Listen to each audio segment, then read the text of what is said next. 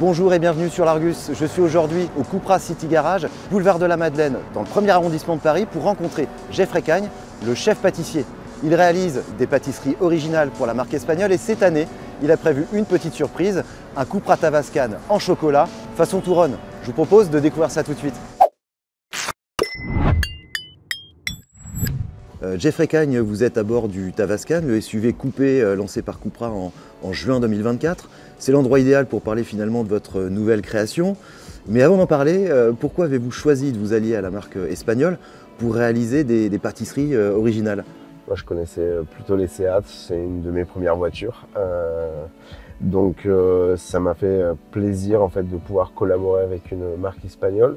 J'aime tous ces côtés très latins et les courbes de leurs voitures. J'adore les voitures sportives. Et parce que en fait l'histoire qu'ils avaient envie de raconter était similaire à la mienne. C'est une jeune marque, je suis une jeune marque. On a des liens très proches avec la pâtisserie, notamment avec des gourmandises qu'on a pu goûter en Espagne, notamment la crème catalane, le Touron et autres. Et en fait, je trouvais ça ludique de pouvoir créer un lien entre la France et l'Espagne avec des créations, notamment comme un Paris-Barcelone.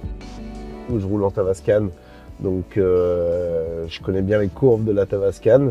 Et en fait, ce qu'il y a de fou avec cette création, donc ça ressemble vraiment à la voiture en soi.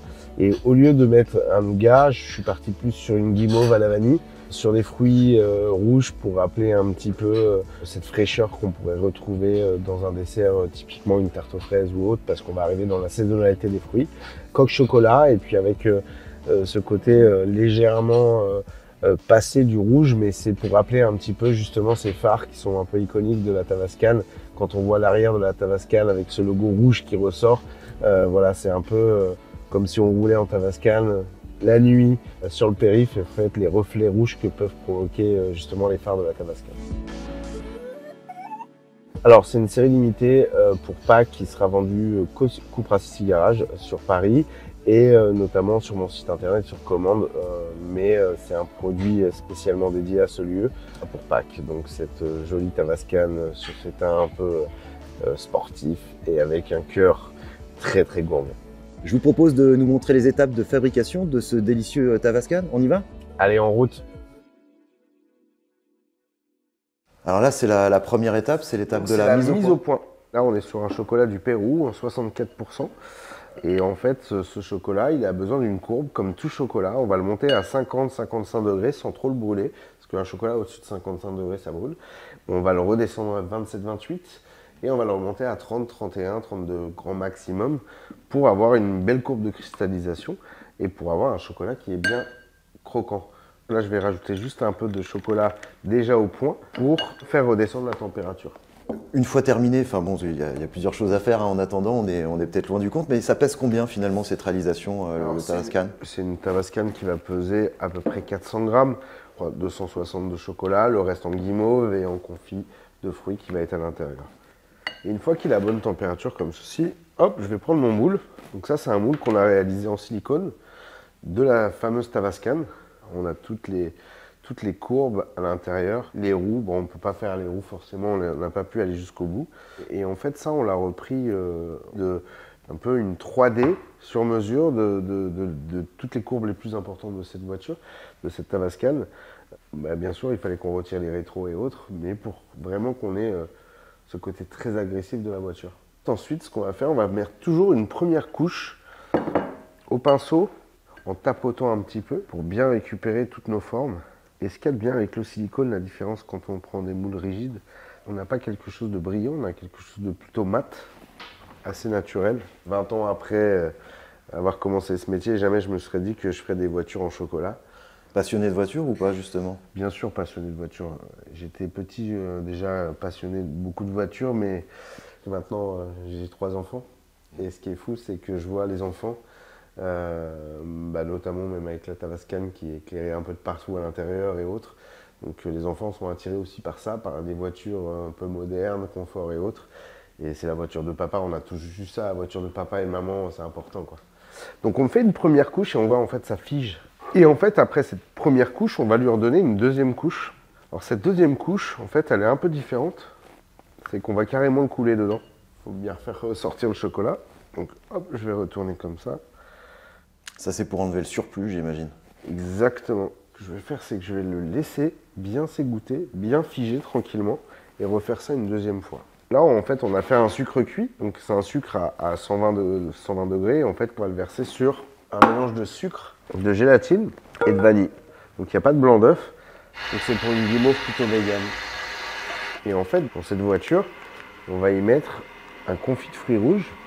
Alors justement, pourquoi avoir choisi de la guimauve et une pâte de fruits aux fruits rouges pour garnir la voiture? C'est vrai qu'on s'éloigne un petit peu du taureau, qui va être remplacé par cette guimauve. Et le fruit rouge, c'est plus pour l'aspect, on rentre dans une saisonnalité qui va se rapprocher des fruits rouges, on a envie de fraîcheur. Et en fait, c'était ce petit rappel avec ce côté un petit peu ambré rouge, qui rappelle un peu les phares de la Tavascan, très rouge, c'est un peu ça l'esprit. Et donc là, on va le laisser figer, généralement pour que ça croûte un petit peu, parce que là, on voit bien qu'elle n'a pas figé. Et on va laisser figer ça à peu près une petite heure, pour recouvrir encore une fois de chocolat pour bien l'imperméabiliser. Donc là, on a coulé notre deuxième couche et c'est le moment fatidique. C'est le moment où il ne faut pas la casser. Hop, donc on va démouler. Hop, tu vois, partie comme ça. Déjà les roues, c'est le plus sensible. Avec les détails. Hop, généralement, je la décolle bien partout. Hop. Et après, je vais la retourner. Et là,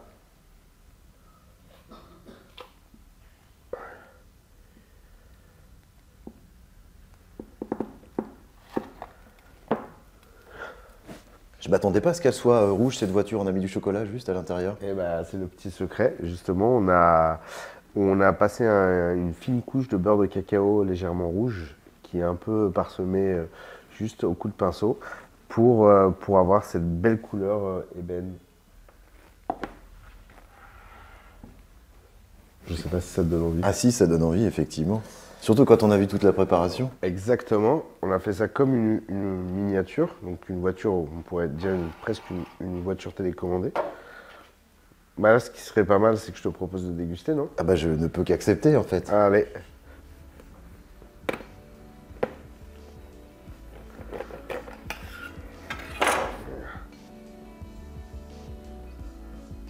Là, on a cette guimauve, on a ce fruit rouge, et là tu comprends toute l'importance d'avoir ce petit côté rouge qui rappelle aussi ce qu'il y a à l'intérieur.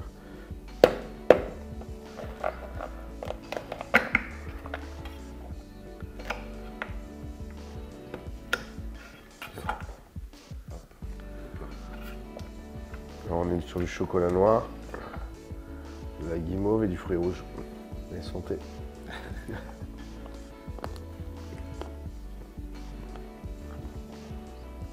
C'est très fruité, très croquant. C'est pas sucré. Et effectivement, pas très sucré, ouais. Alors ce Tavascan en chocolat, on pourra l'espérer quand? Alors, il sera disponible en précommande le 1er mars. Voilà. Donc, ce joli petit Tavascan en chocolat. Voilà, cette vidéo touche à sa fin. J'espère qu'elle vous a plu, qu'elle vous a mise en appétit. Moi, en tout cas, je peux vous dire une chose, c'est que je me suis régalé. N'hésitez pas à cocher le petit pouce bleu et à vous abonner à notre chaîne YouTube pour ne rien manquer de l'actualité automobile, de nos sujets rétro, de nos sujets insolites, comme celui-ci aujourd'hui. Quant à moi, je vous dis à très bientôt pour une prochaine vidéo sur l'Argus.fr.